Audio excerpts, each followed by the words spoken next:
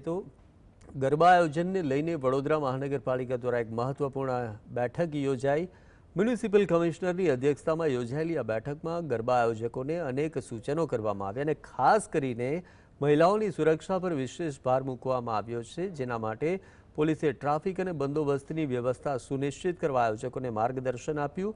આ ઉપરાંત lighting, fire safety, સ્વચ્છતા અને પીવાના પાણી જેવી બાબતો પર પણ ભાર મૂકવામાં આવ્યો।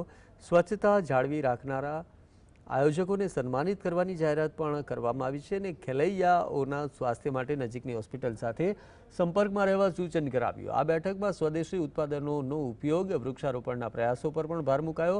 આયોજકોને પાર્કિંગની સુચારુ વ્યવસ્થા કરવા અને બ્લેક સ્પોટ પર પૂરતી લાઇટિંગ ગોઠવવા પણ જણાવ્યું છે। આ તમામ મુદ્દાઓ પર આયોજકોએ પાલિકાને સહકાર આપવાના શપથ લીધા છે। જે રીતનો અમે શપથ લીધા છે, આજે તમામ ગરબા આયોજકો મારફતે પણ અમે શપથ લેવડાવ્યું છે કે ગંદકી નથી કરવાનું, ત્યાં એડિક્વેટ નંબર્સમાં કચરાપેટી રાખવાનું અને જે ખેલૈયાઓ આવે, વ્યુઅર્સ આવે, એમને પણ વિનંતી કરવાનું કે ત્યાં કચરો ના ફેંકે અને પબ્લિક લિટરિંગ ના